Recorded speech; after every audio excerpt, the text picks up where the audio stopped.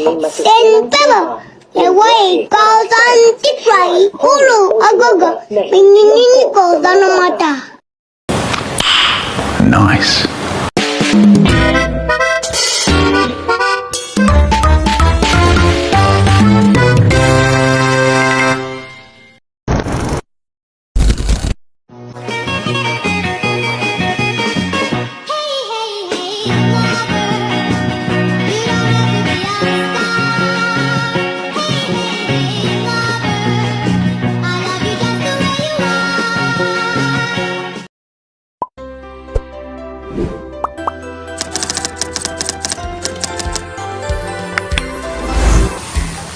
Asis sa edukasyon, karapatan, hamon at pag-asa. Ang edukasyon ay hindi lamang isang pribilehiyo. Ito ay isang pangunahing karapatan pantao na nakasaad sa ating konstitusyon.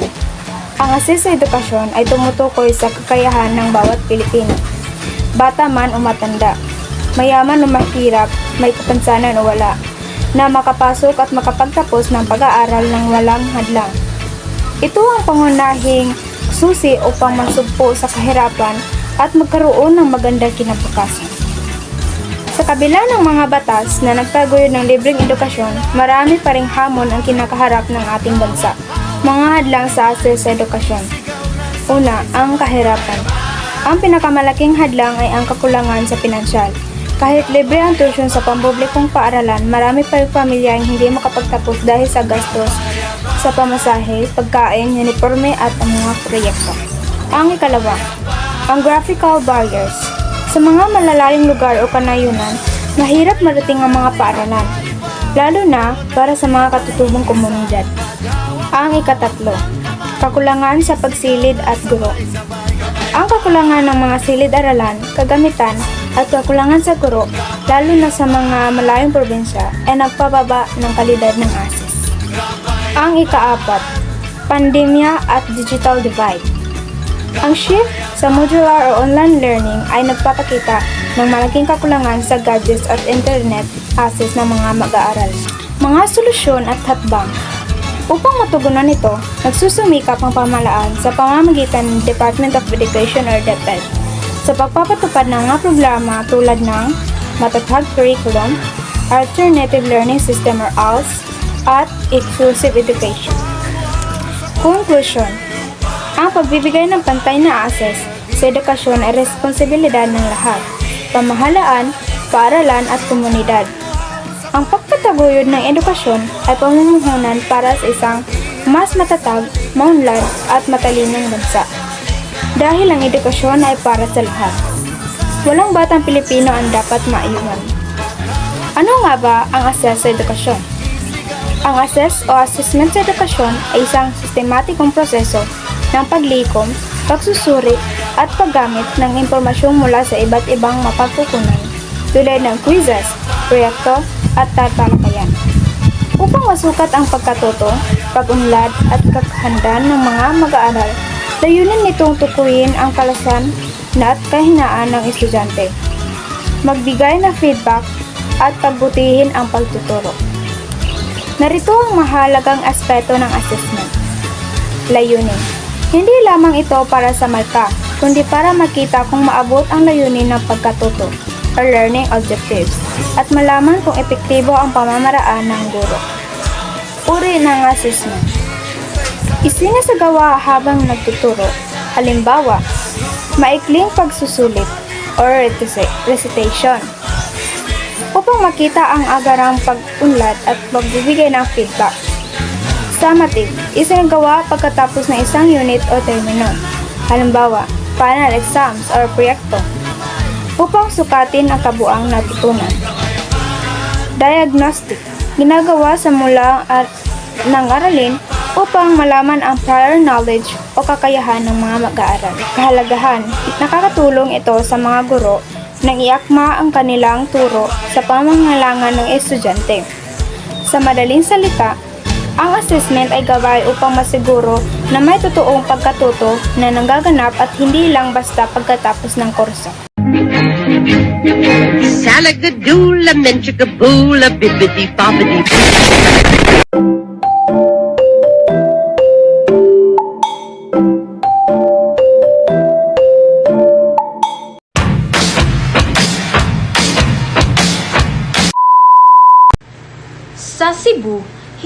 lahat ng bata ay may parehong pagkakataong makapag-aral. Ang pangarap na makatapos ay parang malayong bituin para sa ilan. Ngunit may mga pusong handang magbigay ng liwanag sa kanilang daanan.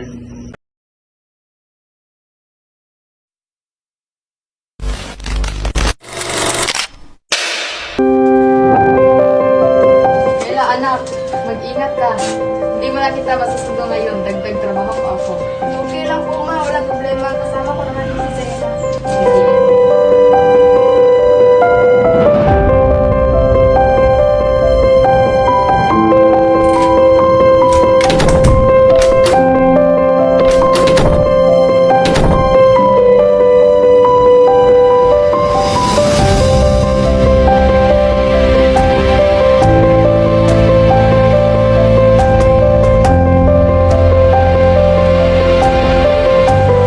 Kayla, dali ko ng dalawa itong libro. At para sa iyo rin. Luma na kasi yun sa iyo eh. Hindi pwede, hindi ko kayong bayarin yan. Hindi mo kailangan magbayad. Dapat tayong magtutulungan. Hindi lang ako ang may access ng edukasyon. One eternity later.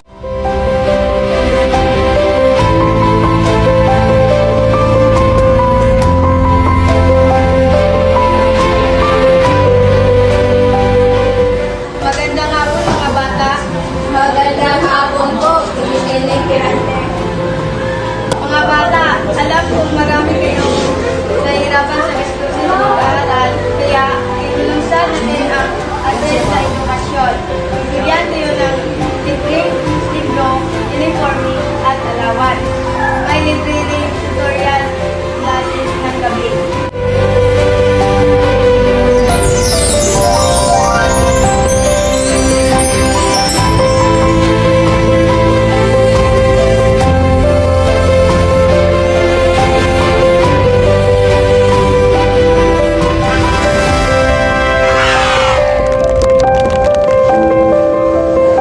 Sinusuportahan ng buong puso ang iyong pag-aaral. Hindi dapat lang ang kahirapan ng iyong pag-aaral.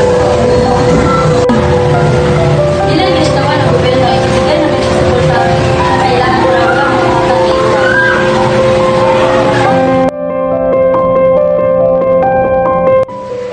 Marami ring kabataan ang napipilitang huminto sa pag-aaral para tumulong sa pamilya. Isda! Isda! Isda! Yan, narinig ko yung program ng paaralan. Libre yung lahat ng tutorial.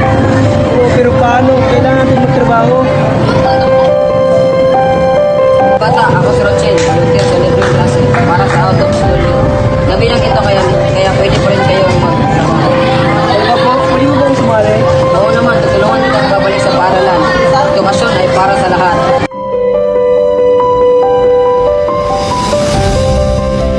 Ito ang yung programa. Gusto kong tumulong.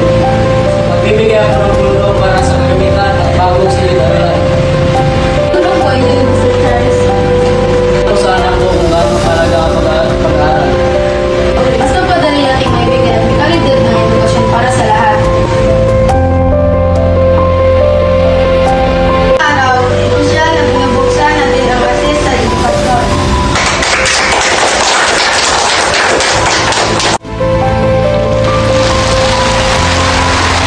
Salamat po. Ngayon, makapagbukas na ako sa pag-aaral at makakatupad ng pangarap. Po, salamat sa pangalawang pagkakataon. Pag-aaral at magtrabaho na rin ako. Ang edukasyon ay hindi pribilehiyo, karapatan ng bawat bata. Sa pagtutulungan, maaari nating tiyakin na bawat isa ay may akses sa mas magandang kinabukasan.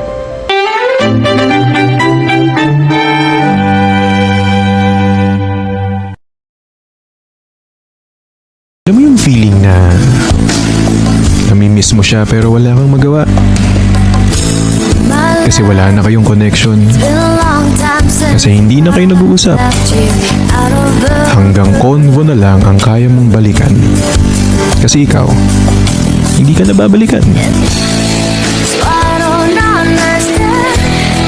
So I'm feeling so bad now when I know it was meant to end. I could've just denied the truth and